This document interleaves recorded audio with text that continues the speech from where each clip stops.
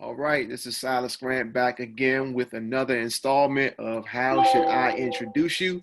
And this installment features two friends of mine, Ronnie Webb and Cam Poles.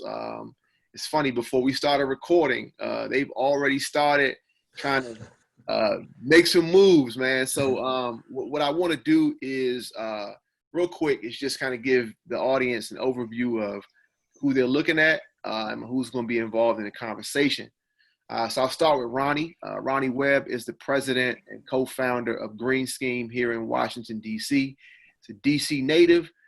He stands on the forefront of educating disadvantaged communities on environmental stewardship and community revitalization, from developing and implementing USDA food system projects to consulting on behalf of businesses and organizations to adopt more sustainable methods. Ronnie has more than 10 years of experience in the environmental sector. So that is Ronnie. And Ronnie, we thank you for being a part of what I call an experiment thus far. We've had about 5 or 6 of these discussions. So I'm glad you're here, man. Thank you for having me.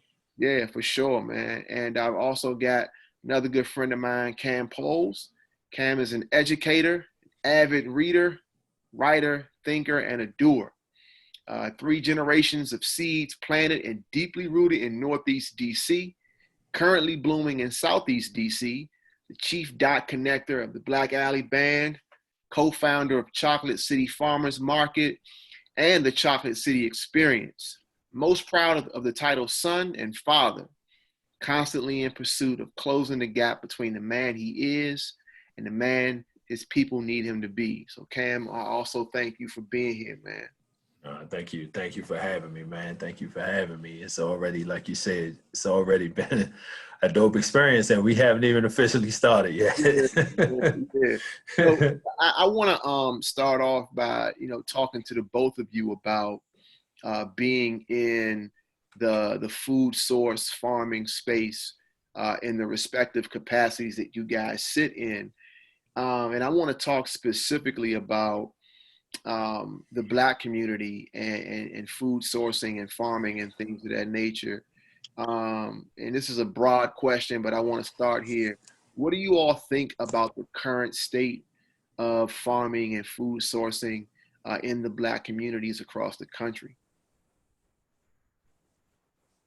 I would say under resourced, Mm-hmm. and that's a reality. I would say under resourced, but with a real optimistic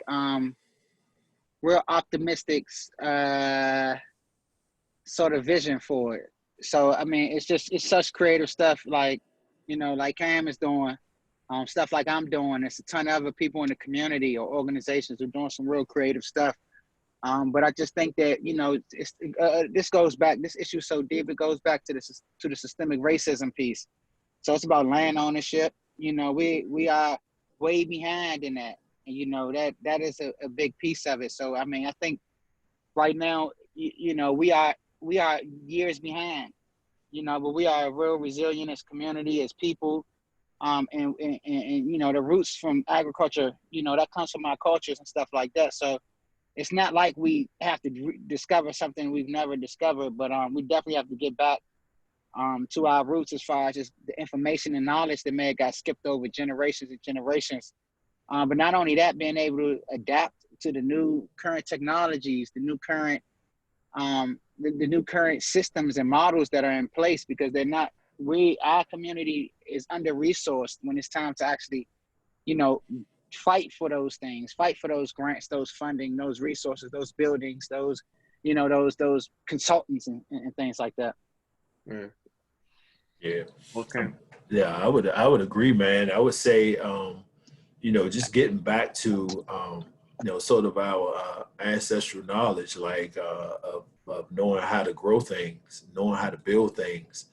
Man, that's what it is for me. Like I'm, growing up in the city, I just never learned, but I'm not so far removed from that. Like my mom, she would go down to, Virginia. So my great grandparents, they knew how to do all that stuff. They knew how to grow their own food. They knew how to, do the chicken and the meat and and all of that, like smoke the stuff and, pickle the stuff, can it and keep it, preserve it. Like they just knew how to do so much for self.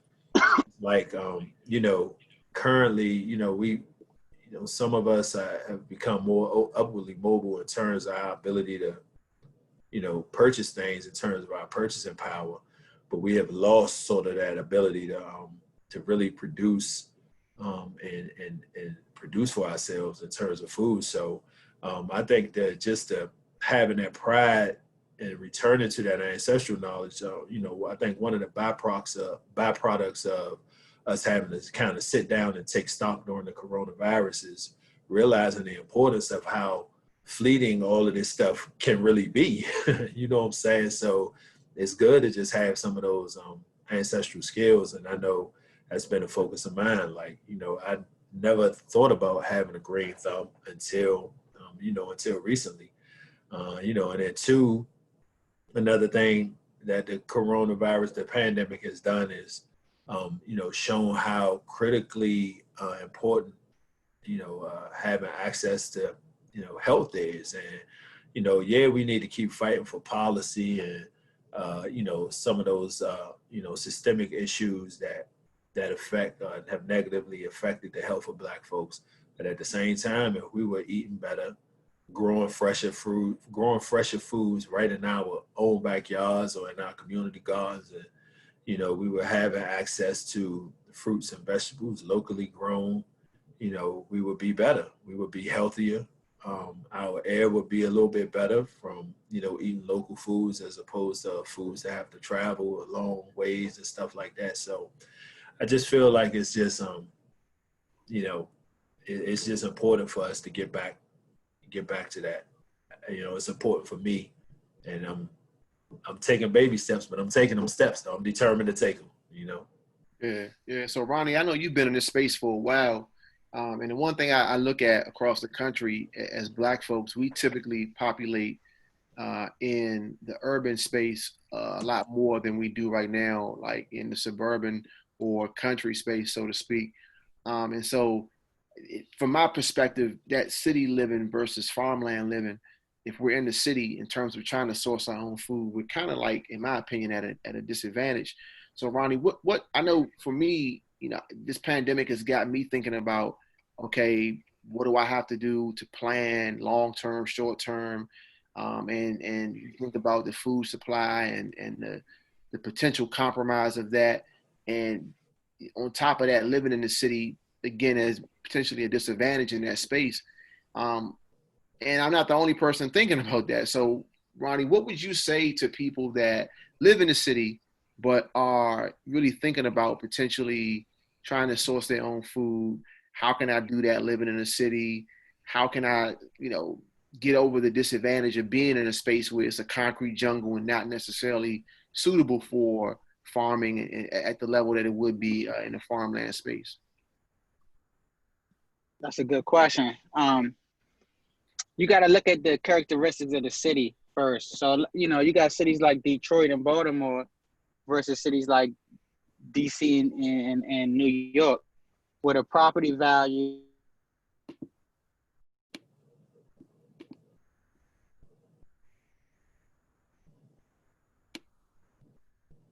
You there, Ronnie?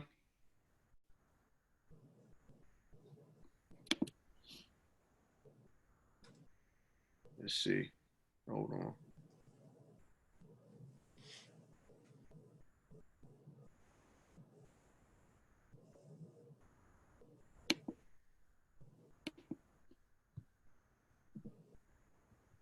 You there, Ronnie?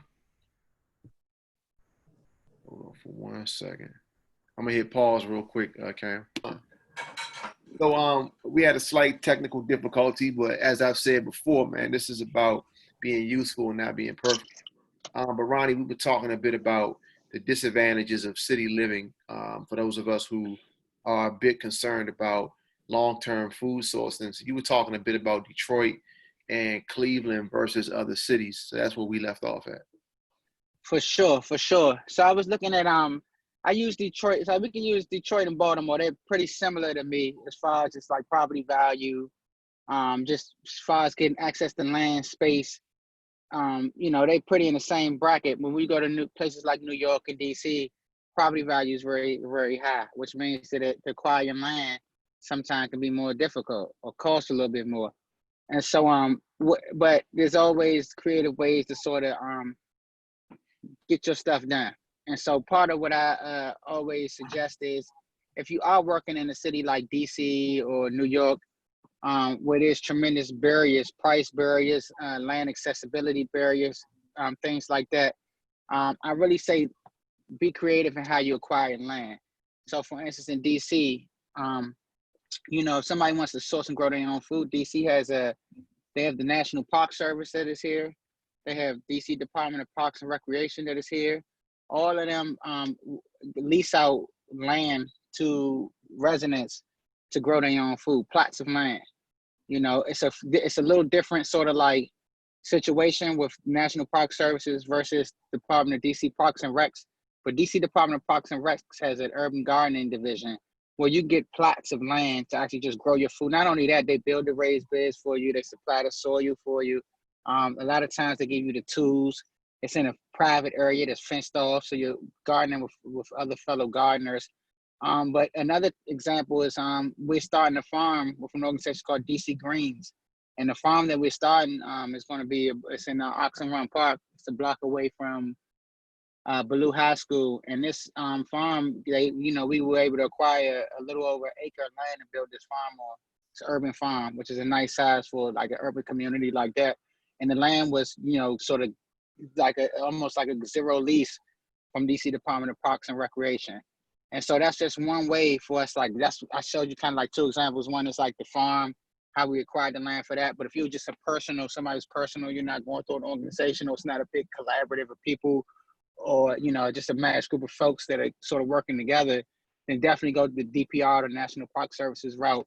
But in like places like Detroit and Baltimore, there's a lot of vacant land. So it's like a lot of organizations that there's a lot of organizations that do that. There's a lot of organizations that sort of do like in Baltimore, it's a lot of parking lot spaces.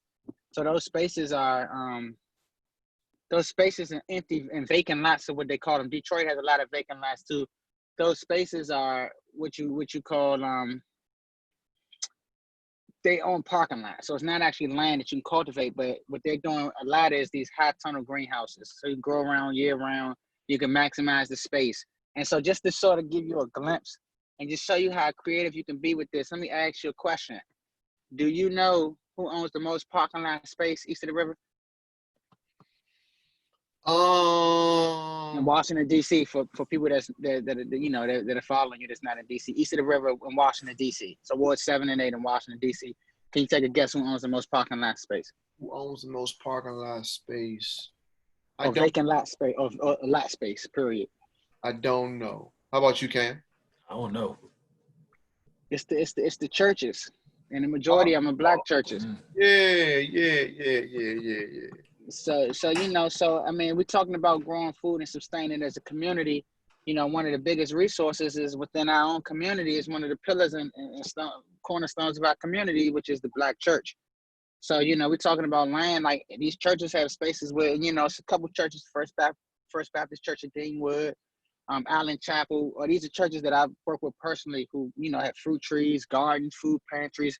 They got the whole sort of community sustainable system. So, it could be somebody, to a person that may not, the government, DC Department of Parks and Recs may not be picking their phone up or answering their email. So where do you go next? You can definitely talk to your church, man. I want to start a garden. I want to grow some fruits and vegetables. Can y'all let me use a little space?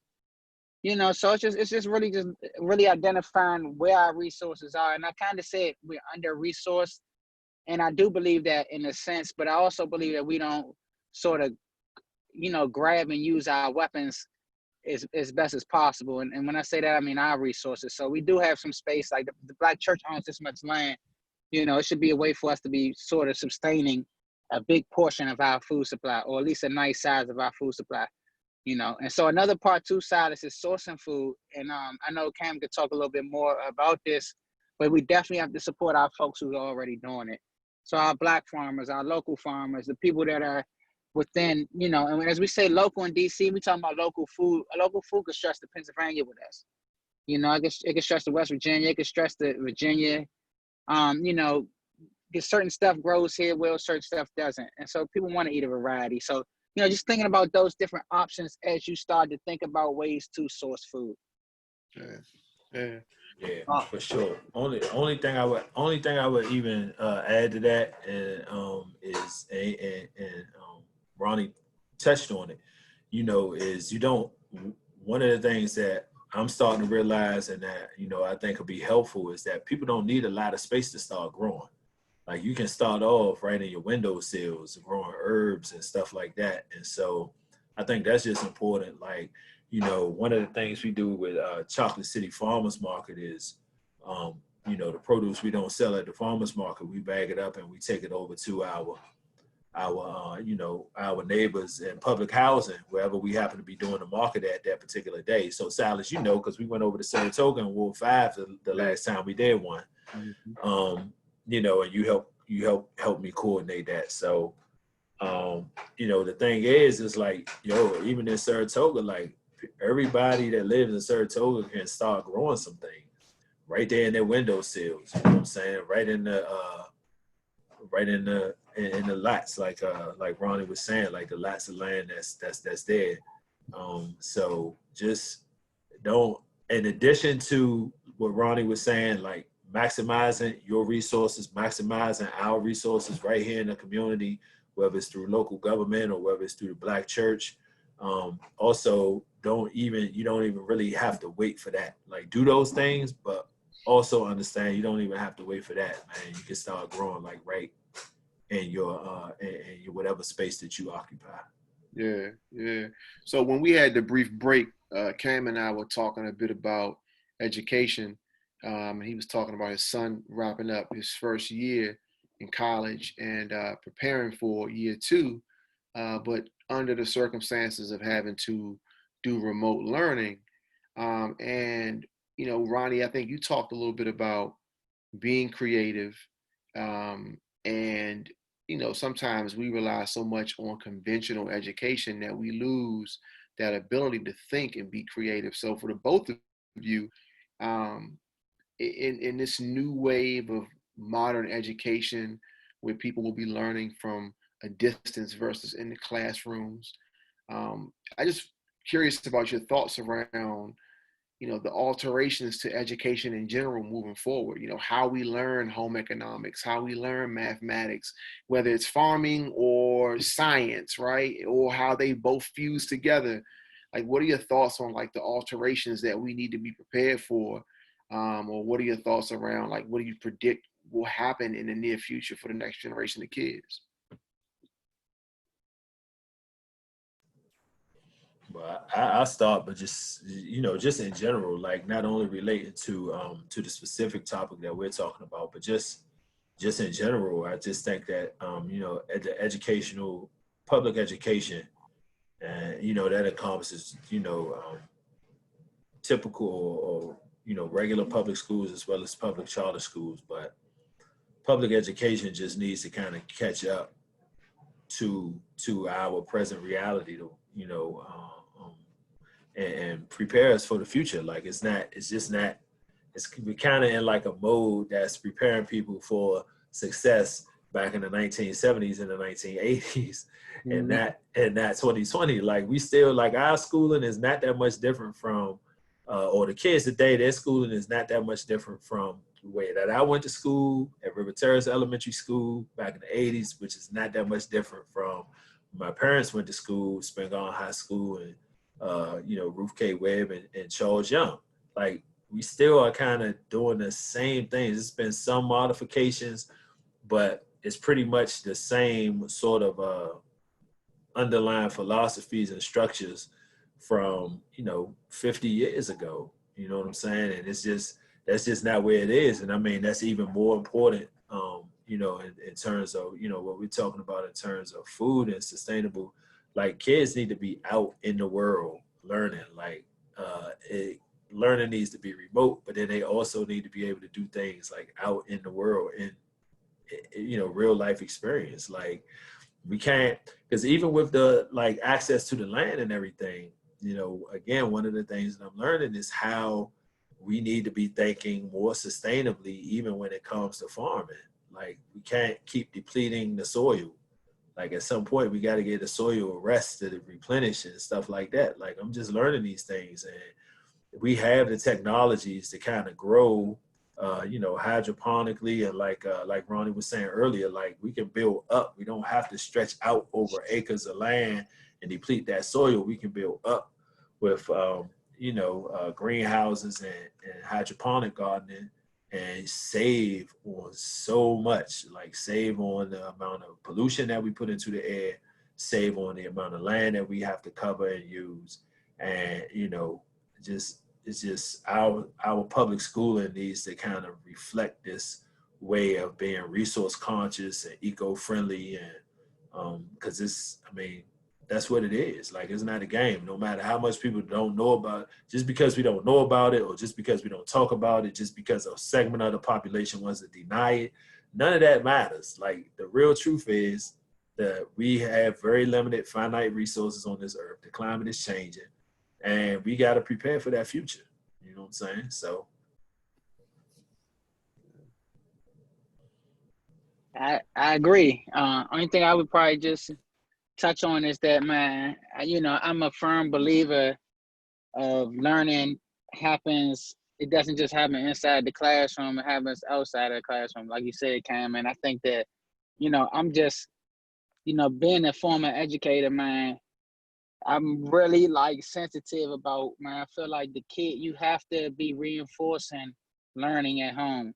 And so those households, man, this is a time where I feel like it's critical. Kids can really fall underneath the learning gap if if they not doing nothing but playing video games, or their parents aren't there really holding them accountable for the distance learning, because a lot of it's an extra hassle to the parent now. And so that's what to some parents, put it like that. And so that's what I'm just hoping that these parents understand how important these ages, these years are for these kids and learning and development, that they're taking this serious, the virtual piece taking this serious. Because what I think it does is, I think that if they do take it serious, I think that it could be a great thing for our kids, because it takes them off to just the general, man, standardized testing typical model, and gets them into making sense of with real life and prioritizing things and seeing other opportunities. But so that's my only thing, is just I just really hope that parents are really reinforcing. I know it's a hassle. We're doing virtual summer camps right now, and so before the classes, I have one of my team members has to call every parent or text every parent, make sure you get your kid on, make sure you get your kid on. So stuff like that is stuff that I feel like, I know it's harder for parents to adjust, but we got to figure out some support, I think, for parents. And that may be something that's big. I think it's just really figuring out a way to support the parents in the distance and virtual learning piece. Yeah. One of the things that I thought about, and I've had a couple of conversations with some people in different spaces. I've been talking a bit about children who are more technically advanced than their parents, right? Kids who the parents want to support them, but the parents don't always have the capabilities of supporting them. And the disadvantages that those kids may have in certain instances, just because the parents don't know how to push the kids, right? Some of the parents can barely cut on the iPad themselves, right? So, to your point, Ronnie, this could be a great breakthrough for, it could be a great breakthrough for some of these kids. But at the same time, it could also be a situation where there are opportunities that are not taken advantage of because the parents aren't ready. And I look at kids that have parents that are our ages, and the parents in our age range, they're even like deer in headlights, right? They don't even understand. And these are parents that when they were that age, they thought they knew everything. And it took them having a kid to realize, man, I don't know what's going on. So, those are the thoughts that I have in my mind, man. It's just, how do we bring the parents up to speed? Because for all the programming in the world that we have for kids, I almost see it like we've got to have some programming for the parents too, to teach them how to properly support the kids. Absolutely. And we need to be silenced. We need to be mentioned. That needs to come up and some of these community meetings, and I'm sure a lot of parents would be really happy to get that type of support. I mean, like even me, my son just was telling me I got a new iPad, and the iPad got the keyboard and everything on it. And I'm like, how you hook this up to the printer? He like, oh, I got it, Dad. Just certain stuff that it seemed like it's lightweight. I had my son was on a podcast with me. I want to say like about a month ago. My son is 10. No, about 6 weeks ago. My son is 10. Right? So he was over his mother's house. So I'm like, Josh, man, I need you on this thing with me, man. This wasn't his first podcast with me, but this was his first time, like, he had to do it virtually. So it was on Zoom, right? And so, like, his mother didn't help him at all. Man, he was on the Zoom call, like 3 to 5 minutes before the call. He was properly dressed in his green scheme stuff. But just to see how he was able to just like, Dad, show me the, he said, screenshot the app, Dad, the Zoom app. I screenshot in the app. He just went right on it. 10 years old, got on, was able to do a Zoom meeting. I, to this day, sometimes, and right now, have some technical difficulties with Zoom.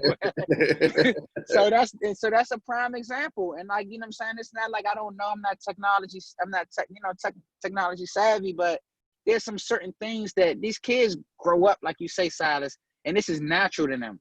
Like code and stuff. Some kids that like code and do all of that stuff.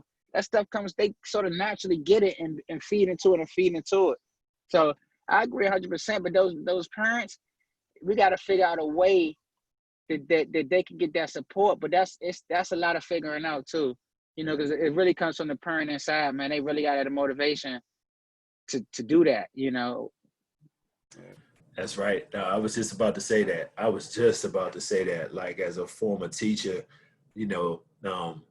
one of the things that I thrived at was parental involvement, as an educator. And it's just because, especially when I was in the classroom, I was younger. I was around my parents' age because I taught elementary school. So I was around, the kids that I had, their parents and I were like truly like peers. And that had something to do with it. But at the same time, it was just me being able to have real, genuine conversations about, you gotta want to be that parent. Like, you gotta want to be that parent. You gotta want to be involved. Because your kids are really going to take their, even though the kids today are a little bit more tech savvy, like Ronnie was saying, at the end of the day, the kids are still looking at the parents and they're going to imitate the parents. So if the parents are not active learners and looking and thirsty for knowledge and have a desire to be, to just be learners, lifelong learners, then 9 times out of 10, your kid is not going to have that desire either. You know what I'm saying? So, we got to model. We have to model. Parents have to learn that the kids are going to do what we do and not what we say. That's like such an old saying in the community, but yet we don't really, some of us still kind of refuse to live by that. You know what I'm saying? So as parents, it's on us to be active learners. We got to model that behavior. And a part of that is, staying up with the technology, making sure we understand, like, as a parent, I'm not trying to, I'm not saying that I'm just a great parent or anything like that, but as a parent, I want to know what my kids are doing. Yeah. You know what I'm saying? So yeah, I'm going to stay up on that new technology because I want to know what's going on. I don't want, my daughter's 9 years old. I don't want her to, I don't want a 9-year-old to be able to be like, I'm out here doing my own thing in the world, because even though she's tech savvy, she's still not world savvy. She's 9 years old. You know what I'm saying? So I want to be on top of the tech savviness with my world savviness so that I can continue to guide her in the right way. You know what I'm saying? Yeah, I've heard the both of you talk a bit about being former educators. And we see now the turnover rate being so much larger than it was when we were kids, of people going into education, leaving, and typically leaving out of frustration.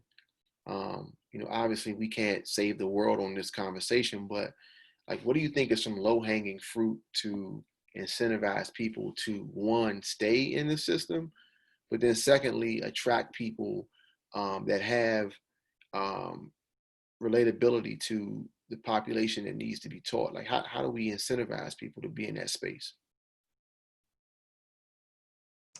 Yeah, so I've given a lot of thought to this, man. And I think one of the things we got to put supports in place where teachers can be, they can focus on the art and the science of teaching. Like it's cool. Like if you have a skill, if you have a sort of a natural skill set or a desire to kind of fill multiple roles and be like an outstanding teacher, you know what I'm saying? Like that's you can do those things, but at the same time, when we're talking about like every teacher is not going to be Murray McLeod Bethune or Dr. Carter G. Woodson, and that's okay. Guess what? Every piano player is not Mozart or Louis Armstrong. Like, you know what I'm saying? Like, yeah, like, and it's like we kind of put that on teachers. We want all of our teachers to kind of be these miracle workers and to be like, to be like Murray McLeod Bethune. And I think that is an unreasonable expectation for us to put on teachers. Our teachers need to be well-versed in teaching methodology, pedagogy, classroom management, that type of thing. But we can't, the teachers are leaving not because they are not well-versed in those things. They're leaving because they got to be psychologists, psychiatrists, social workers, all of these things. And we put that on them and then blame them when the kids don't do good and don't, so I just think it's one of the main things is properly supporting teachers in a way where they can just focus on the craft, the true craft of becoming master teachers, and supporting them in ways where they don't have to be, everything to these kids. And I say that as a teacher who loved that, who relished being as much as I could be the kids. So, I just understand that everybody is not necessarily going to have that orientation. I mean, the reason why I got into teaching is because I read The Miseducation of the Negro. So of course I'm going to be, I have sort of I have more of a revolutionary orientation of why I want to be a teacher to begin with. Every teacher's not going to have that. And that's fine. That's fine. So I think it's that. And then I think we got to get away from, the pressure of teachers to perform on these standardized tests, man. I'm so much against standardized testing. And I just feel like that is the standardized test in my mind, in my opinion, an impediment, and they're impediment to high quality teaching.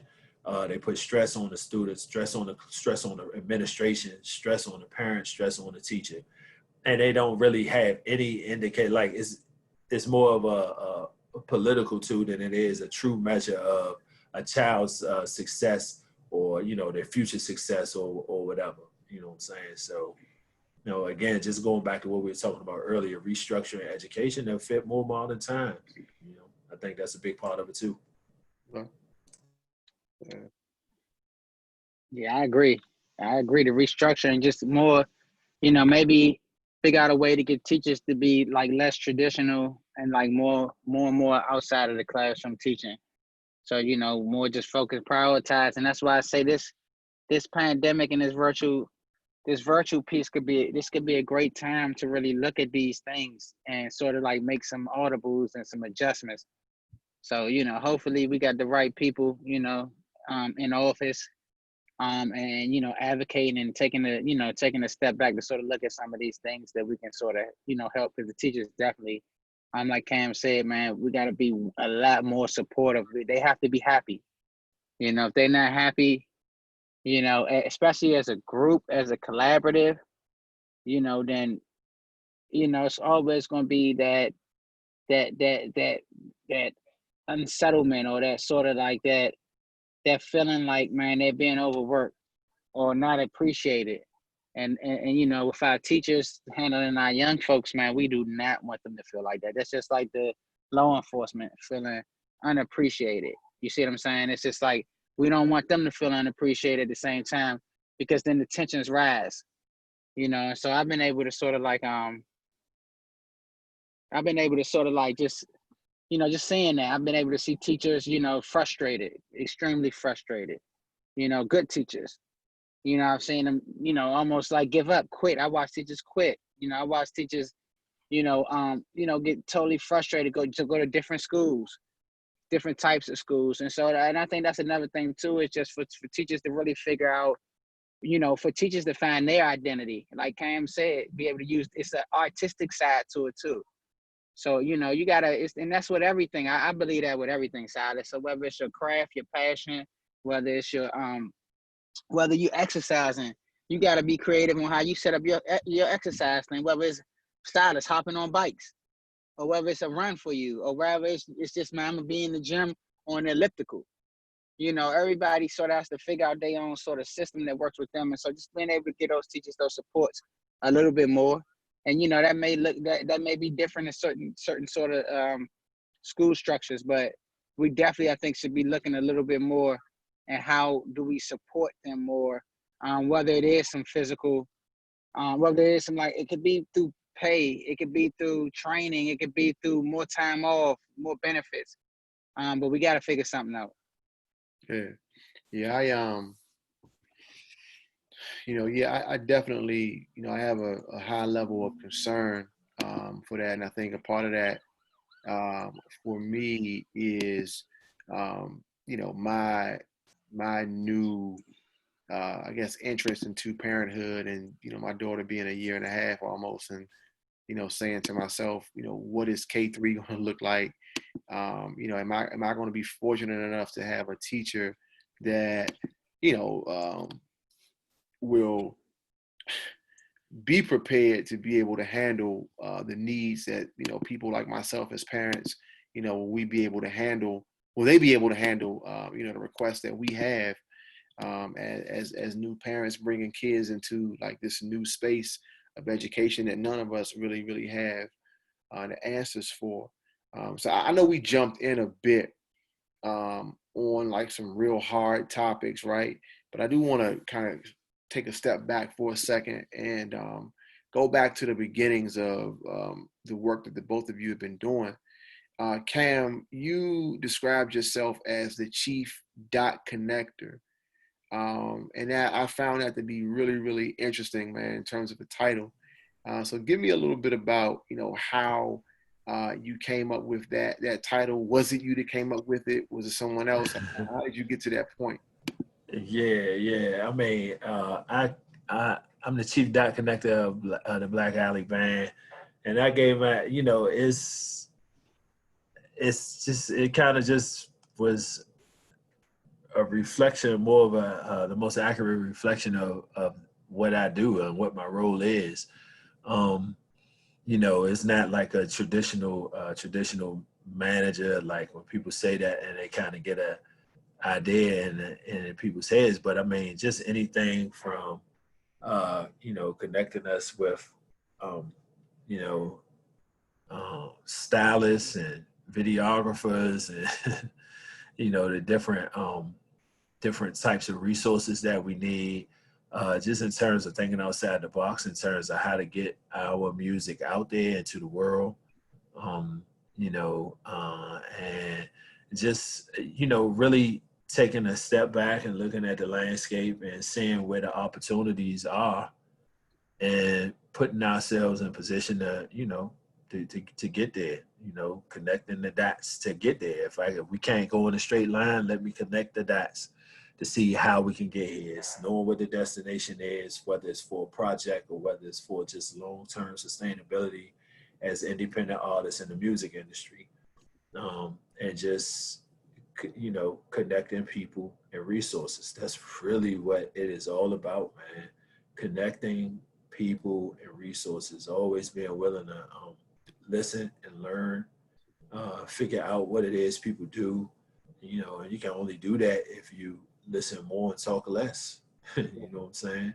So a big part of being a dot connector is being a listener, being genuinely interested in what people are doing and what their goals are, genuinely interested in creating win-win-win scenarios where everybody is winning, and genuinely interested in reciprocation and being as helpful or as even more helpful than the help that you asked for. And so, yeah, man, that's what it is. Yeah, I came up with that title, Dot Connector, and the band agreed that that was a perfect title. It's funny, because I see, I can't say I see everything, but my observation of your role in the band has always been different than your typical manager, right? Even though there are examples of bands that have great relationships with managers, it always seems to be a line that's definitive, that separates the band from the person in management. And I can't say I've observed anything that would lead me to believe that there's like a definitive line between you and the band. So the relationship is not conventional, but then also the path that you all have taken in the space of live music is not conventional either. And I recall when the band first started, and I know some of the history in terms of the musicians in the band and the other bands they came from. But I remember, many years ago, just saying to myself, there's something like uniquely different, and it's not just the sound, but just the structure and like the synergy. How much did you all work on that? Was that something that was planned, or did it become organic? How did you get to the space where you separated yourself from other live performing bands in DC? Yeah, well, a big part of that, was the band's founder, my good friend and brother Omar Kashif, Yep. right? He was a big part of that, just in terms of uh, having that vision and that direction of, the vision was the most important thing, and he was a big part of setting that vision and just getting the band off the ground. He and I became partners, and then we were very complementary, like in terms of the different skills that we brought to the band, and so that helped move it along. And then when Omar wanted to, when he wanted to step away from it and do other things, I went to the core band members and I said, listen, we're going to do something completely different. This is what I want to do.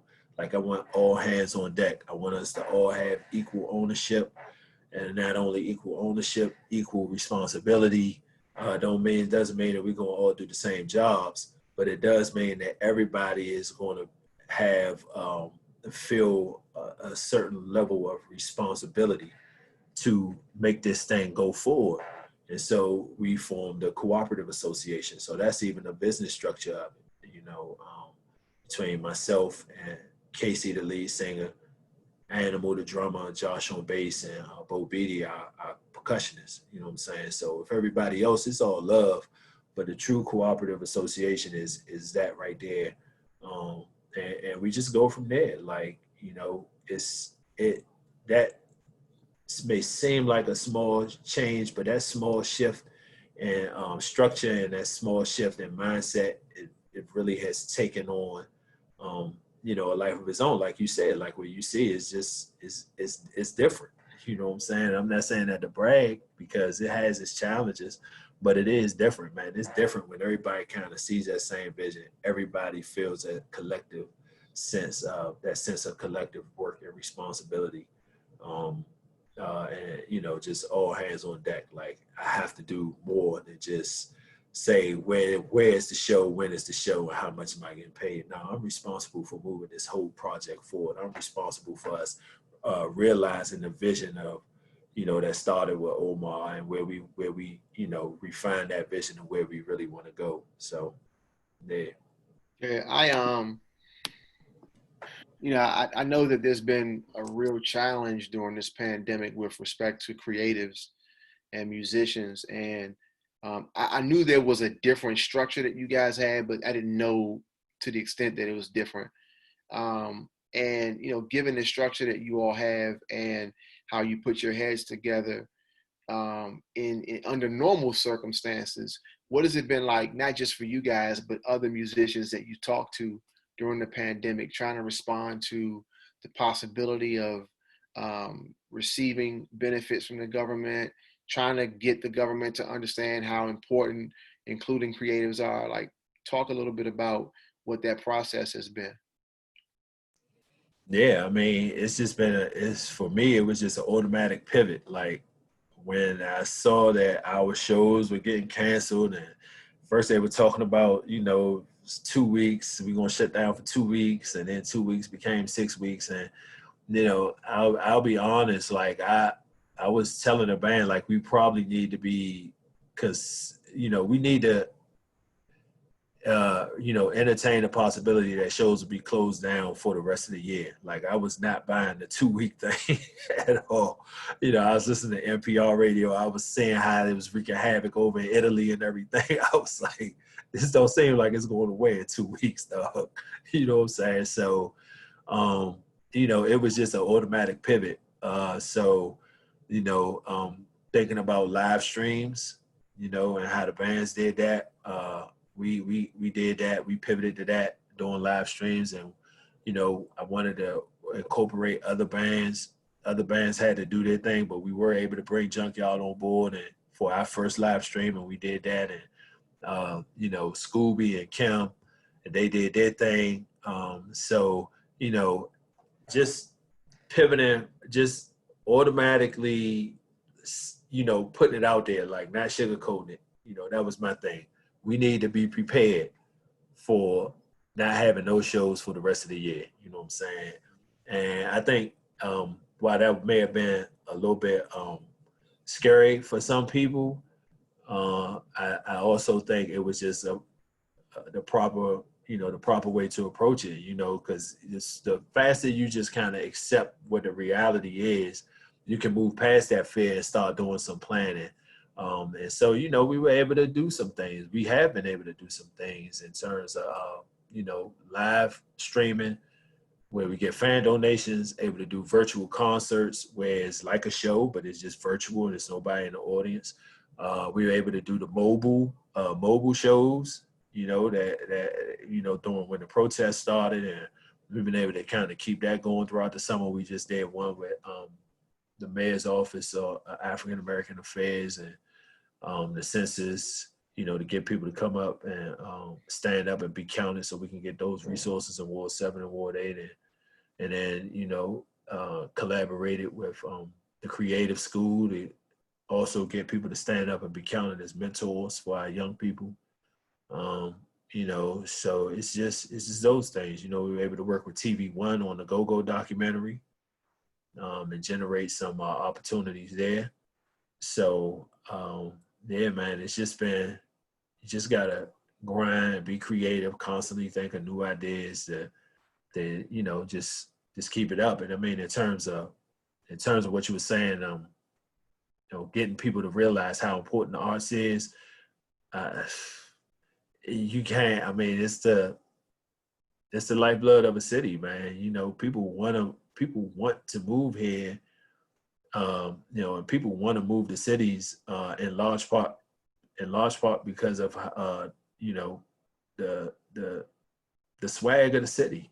You know what I'm saying? Like, when people talk about their cities, they're not really, they want their city services to work, but when people are bragging on their cities, they're not bragging about the efficiency of their city services. They talking about the swag of their city. You know what I'm saying? And the culture of that city is a big part of the swag of the city. So, it's absolutely, it's critical. It's a critical aspect of every city, just as important as, actual city services. And, I'm very proud that, our mayor and city council have, they have done what they can. I know they can't do every single thing. It's a hard time, But I'm proud of the efforts that they're making to acknowledge that, and in that acknowledgement, actually help with some resources. Yeah, you mentioned the protests. So in the midst of the pandemic, we started seeing the racial profiling, abuse against Black people at the hands of police, and then more importantly, the response from Black people and people of all colors, right, to what we saw in those videos that went viral, in particular the one with George Floyd. And I've been interested personally in looking at how music fits into the demonstrations and how music can be medicine for the soul in moments like this. You guys have always had music that has been themed around uh, the importance of culture, the importance of being proud to be Black, and you guys have always had messaging in your music. Talk a bit about how music has been that medicine during these demonstrations. Yeah, I mean, it's no different from any other time. I mean, in the 60s, they had the folk songs, the folk songs that rallied the people. They had the We Shall Overcome, the spiritual songs, and they had, um, Nina Simone and Marvin Gaye. You know what I'm saying? Like, it's, I think every sort of uprising or revolution is accompanied with a soundtrack, and a whole artistic, a whole artistic side to it, and I think we just, in terms of Black Alley specifically, we are proud to stand to stand in that way, to take up space in that way. All our music is not like quote unquote message music, but it's not, it's been, like you said, it's been it's an aspect of who we are. Because it's important to me, it's important to other people in the band, to stand for something. And so, music is just going to always be a soundtrack to what's going on politically and socially in people's lives. I think, I don't think that's unique to this time period. I think it's a continuation of the struggle, and I think that musicians should relish the opportunity to stand in that space. Yeah, yeah, yeah. I looking at this time that we're in, everyone's looking at ways that they can boycott, protest, demonstrate, and show, ways of aligning themselves and showing solidarity with the cause. And one way that I've heard people talk about, standing strong is by essentially, as much as possible, going off the grid, right? And we started this conversation talking about local sourcing of food and things of that nature. Ronnie, with respect to you being entrenched in the food business, right? Um, have you experienced either firsthand or secondhand any sort of discrimination, being young, being Black, being from a city versus being from farmland?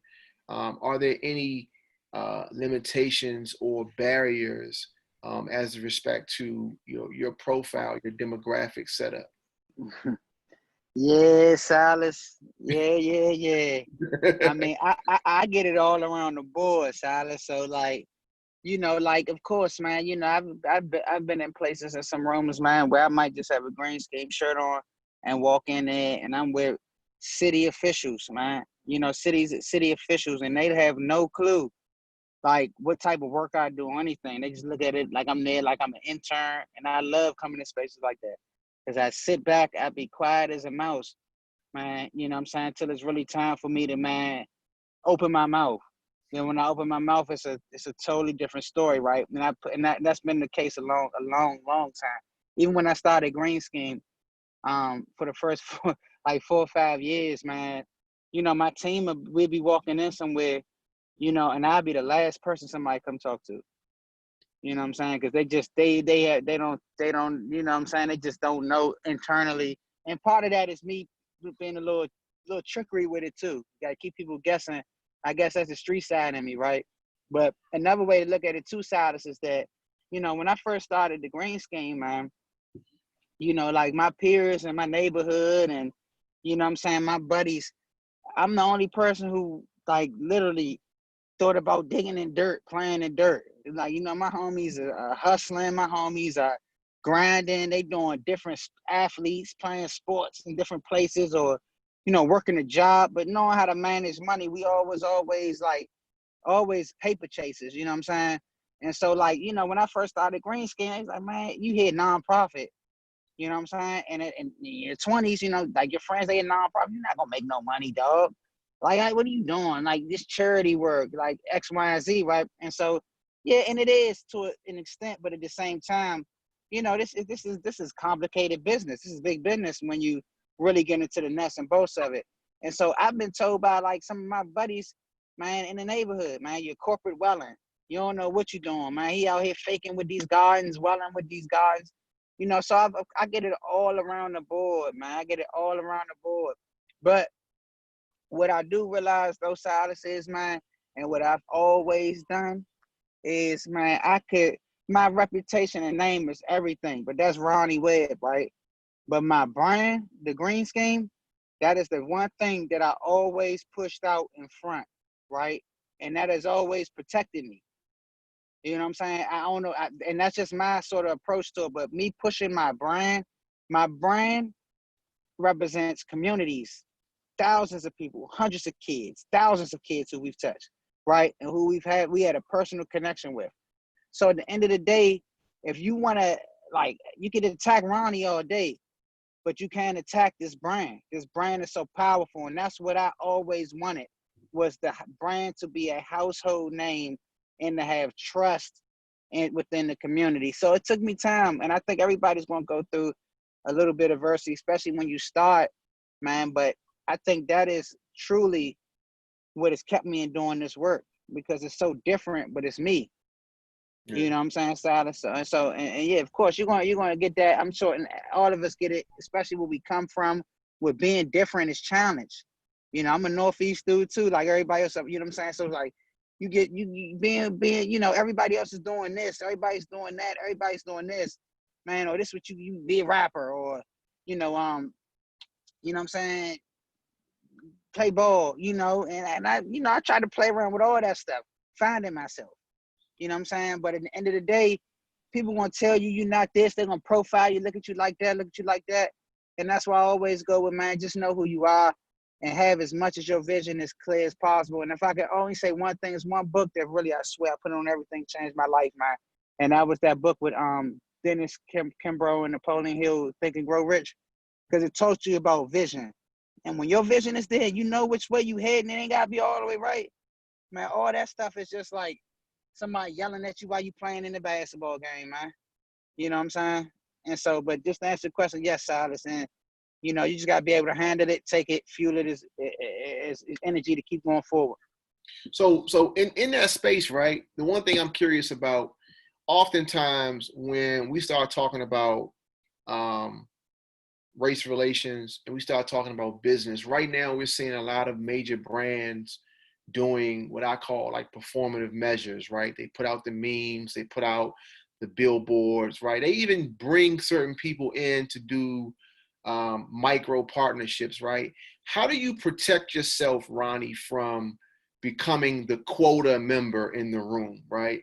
We got to get a black guy on this farming thing. Let's grab Ronnie, right? But then we don't offer Ronnie anything more than peanuts or pennies, right?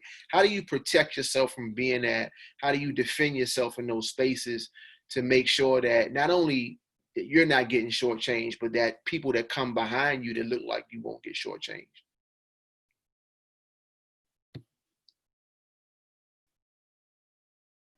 For sure. And I've been frustrated and been in those shoes plenty of times, Silas. One of the things that I've learned too, number one, is you got to be able to identify exactly what you just said.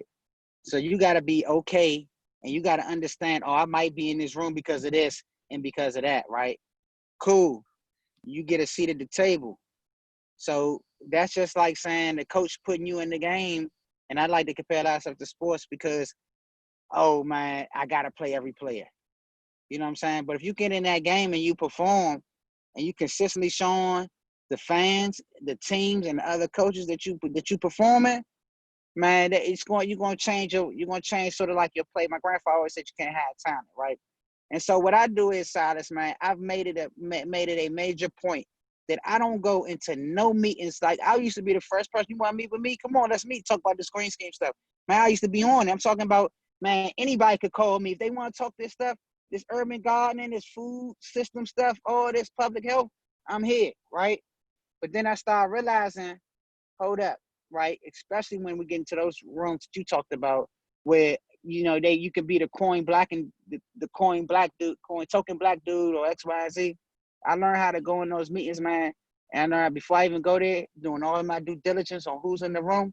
And before I walk in that room, Silas, I got 2 or 3 things that I want to leave out that room with. If I don't, and I go in with the intentions of that. If I don't walk out with that room with all 3 of those things, cool. I shot my shot though. And I went in there knowing that I was going in there for my mission. And so you always got to have your agenda straight. If your agenda not straight, because you get brought to the table 10 meetings, 20 meetings before they bring you to the table. And that's the reality of it. Stuff has already been plotted out, planned out, X, Y, Z. They just realizing they need you as a piece in there. So you got to understand that from the break. Oh, these people are 10 steps ahead of me. They done already got this situated. They done already got that situated. They done done this, done that. Cool. The reason why I'm going to come in here is because I know I need to get this out of here. And if I don't get that, then, y'all might not get what y'all getting. But you got to just be really confident going there with an agenda. The times that I did not, and early on, I did not go in there with an agenda, man, stuff is going past me left and right, fast as I don't know what. And I'm just sitting here quiet, stuck, just listening, like you know what I'm saying, going just like that. So I was like, and I'm stuck whole time, things going over my head because I didn't do my research or my due diligence before I got in there, or I took the partial information that they decided to give me, and I didn't take it all and dig deep and go in there and say, okay, cool, that's cool, but how's that gonna fit what I'm doing?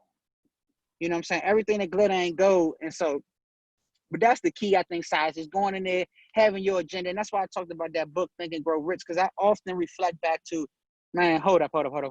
If I know where I'm going, you know what I'm saying? No matter if I get pulled left and right, I'm still going to be going the direction that I'm going.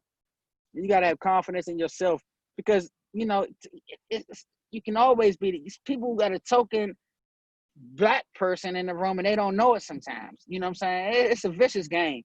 It's a vicious game, man. So, and I just play. I laugh with it because I done dealt with all types of people growing up. So I done dealt with the most lioness, the most wellness, the most slick talking, the most poorest people looking the richest in the world, richest people. I done been around some real tricky people in my life. So I kind of sit back and I use what I've grew up in my experiences, and I'm starting to get really better at it, man. Really better at it. And you start to learn, just take it for what it is, man. It's a game in a sense, and you just got to play it. You got to get good at it. Yeah. The both of you have been a part of really big initiatives in DC. Cam, you were a part of and still are a part of Don't Mute DC. And Ronnie has been a part of Don't Mute My Health. And I want to start with you, Cam.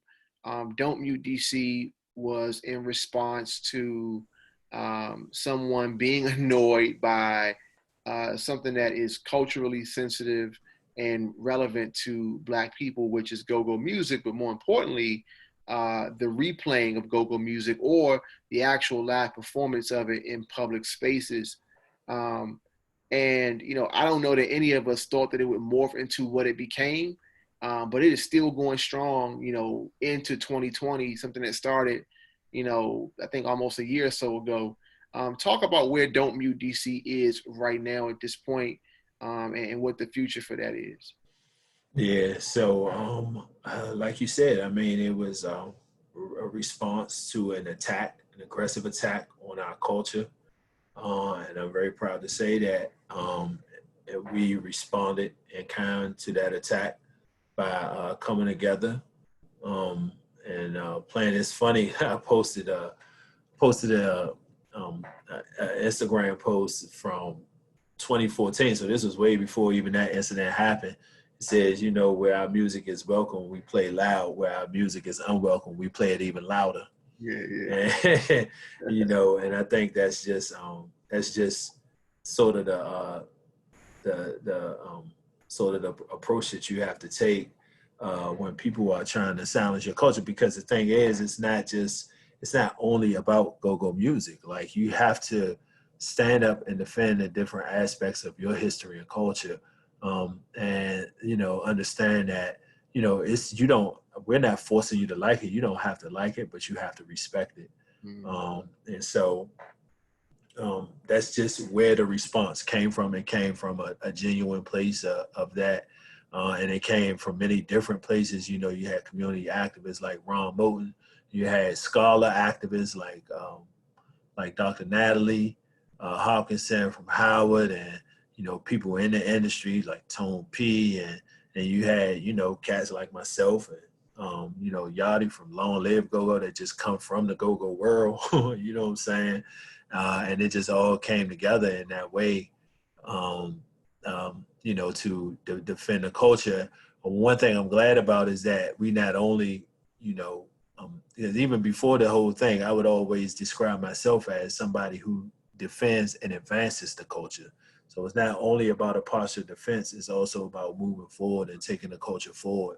And I'm proud to say that the movement as a whole kind of adopted that stance too. And so it grew from, you know, sort of like a protest and a response to a proactive, you know, getting legislation passed to make go-go the official music, to where we are now, and fighting for, you know, resources to go along with that legislation in the upcoming budget, so that we can do some real work around preservation of the culture and advancement of the culture.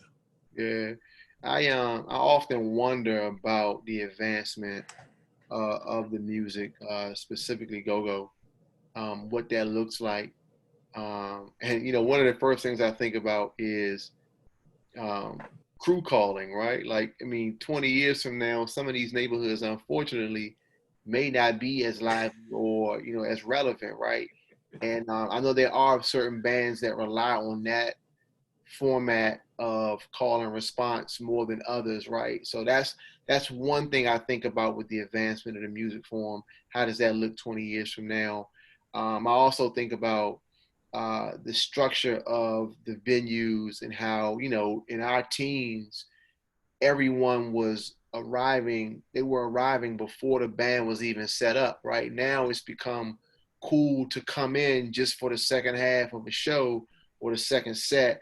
So there's so many differences today in what the structure of the experience is of seeing live performance in that realm. And, you know, how do you consider those things and then also advance it? Like, do you have any thoughts on that?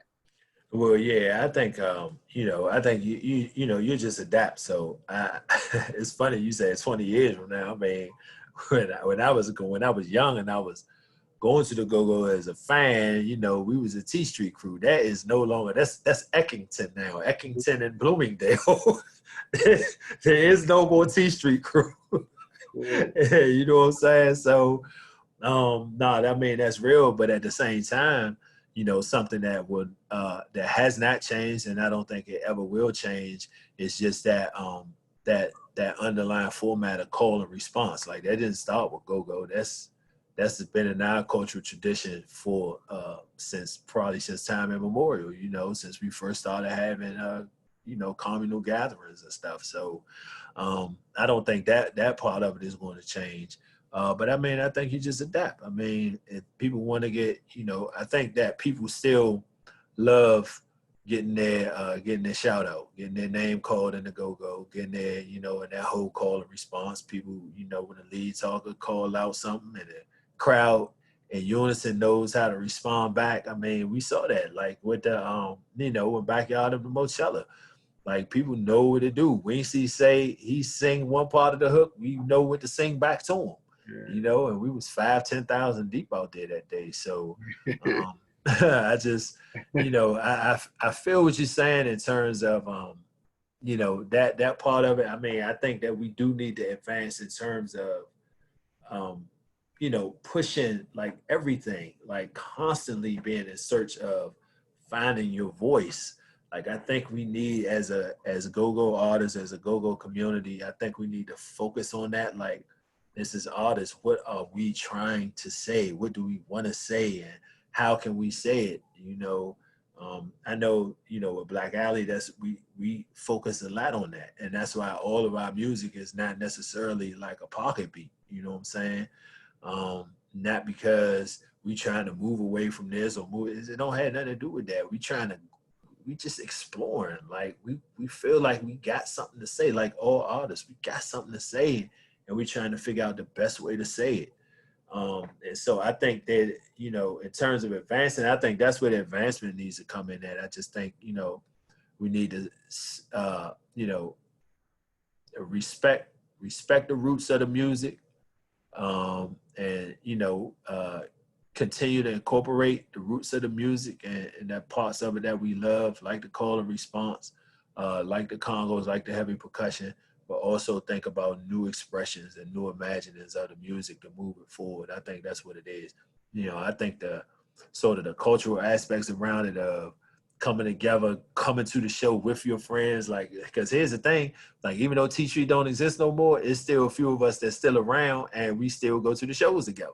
Yeah. So, in that respect, the T Street crew still exists. You know what I'm saying? So yeah, it's funny, man, real quick. You mentioned Backyard and Mochella, and I remember I rode my bike down there just to witness what was going on, because I had a feeling it was going to be really big. And there was no sound system, right? And I remember being in the middle of U Street, and you could barely hear what songs they were performing. But it was almost, I hope I can describe it correctly, but whoever could actually hear it, they were singing loud enough so that people behind them could sing. And it kept cascading like that, right? So people as far back as Marvin or the Subway, they couldn't hear the music. They heard people singing, and they were catching it by ear, like, oh, they singing that, so I know what song comes next, so I know what lyrics come next. And it was amazing to see that, man. I think, like, that's the part of it, like when you go to college or when you got cousins out of town, you can't describe that. It's just something that you got to witness. And I think in that moment, right, that was in response to crisis, right, and people demonstrating, because they, like you said, I described it as somebody being annoyed, but you described it as really it being an attack. And I think that's a better way of describing it in terms of Don't Mute DC and Long Live Go-Go, and how those movements were, really vital in jolting DC natives, especially DC Black natives, with respect to, waking up and realizing that even if you don't like this music, right, even if it's not your favorite music, right, that was more so of an attack on general Black culture, and everybody just had to get involved and say, listen, we're not going to let that happen. That's right. And out of that, we started seeing other movements be created. And Ronnie, you were a part of, and still are a part of, Don't Mute My Health, which is, as important, because there's so many food deserts in Black communities. Obviously that is the case. And I think there's an argument that can be made that that's not by accident, right? And there are a lot of food companies who have, essentially compromised the health of Black people in particular in these inner city neighborhoods. And you've got families that are surviving off of food in the corner stores, right? That's no longer like a luxury or a novelty. People are actually shopping every day in those stores. So you guys built out Don't Mute My Health in that same spirit and also in that same period. So talk a bit about the origin of Don't Mute My Health. For sure. Well, we just, man, I know I personally was just very impressed. I was really impressed with just don't mute DC and sort of the movement, and I just saw the power and impact that it had. And so, just scratching my head, me and Stuart Anderson, You know, we were sitting and we were, you know, and we were just talking about things that was going on and how could we really raise the awareness of health, of the this this the this the this man, my words stutter so much, but the disproportionate just health rates and differences. It was like a 17-year life expectancy difference east of the river as opposed to the other side of the city. And so just my type of work, you know, I was involved with the, you know, working with Broccoli City Festival, just different little stuff that I sort of knew that in order to really get our culture and excited about this, we were really going to have to really tap into our culture to do it. And so I just really the foundation was built off Don't Mute DC, and Long Live Go-Go and Mochella and all the movements and the bands that contributed to raising that issue. But what it did was it gave us a model, in a way for us to say, okay, well, if we can heighten those issues, health is a very important issue also. Let's partner, let's collab, let's just do what works, and let's go with what already works. And so we were able to identify, you know, just Long Live DC or the whole movement in itself as a model to getting things done in the city. And so we just, and so from just the, and then we were able to build these collaboratives. Don't Be My Health was really just, we did a bunch of community, I call them community pep rallies, right? We went to different communities in wards 5, 7, and 8, and we brought people from the community, health experts, doctors, Dr. Linda Thompson, Dr. Yolanda Hancock. We had people like Leon from Born to Fly speaking. We had people like Sweets from TCB, you know, coming to tell the story about Polo and his aneurysm, how his health, how that impacted him. And so we had so much, like we just bringing different me, Stuart Anderson. We had different folks who just came out to the community who were experts in certain subject matters revolving around health and community health, and we was able to just get questions answered. This guy that came in, and I can't believe I can't remember his name, but this gentleman, man, was like Dr. Sebi in DC. You know, could talk about breaking down fasting, you know, breaking down curing different diseases with your diet. This other lady had this amazing presentation around food is mood. And so we bring these people straight to the hood. They straight from the hood. We bring them to the hood, and it gives the community it gives the community a chance to hear the answers from people that they can trust. Because this lady that's coming to talk, Dr. Yolanda, has a lab coat on, you know, and she works at XYZ hospitals and been doing this for a long time. We have, you know, Sweets from TCB. To some people, that's who the messenger is. You know, they want to hear it come from him. You know, we just try to diversify those speakers and influencers and get them involved to just putting out some positive message. We had Shelly the MC. We did a spoken word piece called Stop Buying It, where we just, you know, work with Shelly the MC, and we work with other different artists to get them to heighten sugary beverages. Don't drink as much sugary beverages in our community. So but what it really is, though, it's just a grassroots movement to really put ammo and weapons and guns behind the community's voice of issues revolving around public health, from accessible medical facilities all the way to our kids' school lunches, all the way to having more fitness and different places. So whatever the community feels like is a priority right now, health-wise, Don't Mute My Health is there. So we can say, okay, cool, we're going to amplify this, and we're going to bring in a bunch of people. And so it's a big trust thing that we build with it. So the influencers and our ambassadors that we have, you know, they're like ambassadors for life. They may come on for 3 to 6 months, but these ambassadors, you know, talk about the Sharice Crawfords. We could talk about, it's a long list of them. From the Patrice Lancasters to, I can go down a complete list. But all those folks are still involved in some form of capacity, and they're still putting the message out there. So one of the things that we really wanted to do is be able to give all folks in the community a way to connect and have a voice, and not only have a voice the things that they feel like they need answers to immediately. Yeah. Well, guys, man, I know we've been in this conversation for a little while, man, and I do appreciate you guys being a part of this. Again, I call it an experiment of sorts. And as I've said in the previous installments, my hope is to begin connecting people that I know, that I feel should know one another, right? And when we first started this conversation, before we even started recording, you guys were already talking about, you know what, I got something for you automatically right now.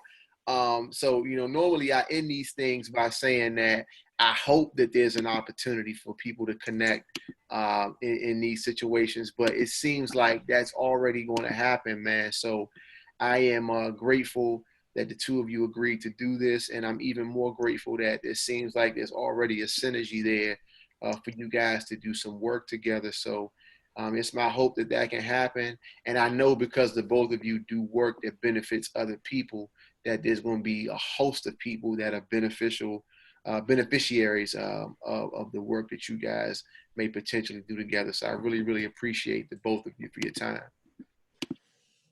Honored, man. Honored, gentlemen. Yeah, I appreciate you, Silas. I appreciate you, Ronnie, all the work that you're doing, man. I'm proud, dog. Like, I'm proud that there's just other brothers out here just focused on the things that really matter, dog. Like, sure. I mean, it all matters. Education matters, economic opportunity matters, but none of those things matter if we can't be healthy.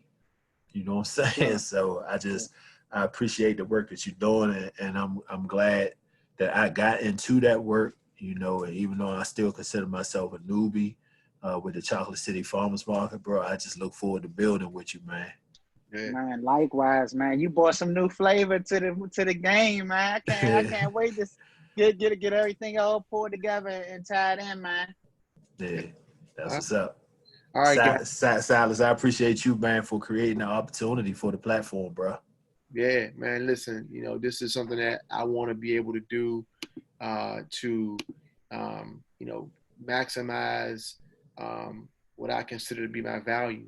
I feel like, I have relationships and I want to utilize those for the benefit of the larger tribe, man. So this is my contribution to the tribe. And, hopefully one day we'll all be able to sit back with our kids and say, man, listen, because we came together, these things that you see in front of you are in place. So, that's the most important thing, guys. So again, thank you all. I can't tell you how much it's appreciated. As I said from the beginning, this is about being useful, not being perfect. If I was waiting on perfection, we would have never started. But we got to start somewhere, and this is a good start, but actually a great start. So again, thank you to Ronnie Webb and Cam Poles, man. You guys are really, really appreciated by me, man. Likewise, brother. All right, man. So for those that are watching, again, this is How Should I Introduce You? Another installment of that. Look forward to more installments and check out my YouTube page, Silas Grant. Type that in. You'll be able to see all the previous ones and all the ones to come. Until next time, we'll see you later.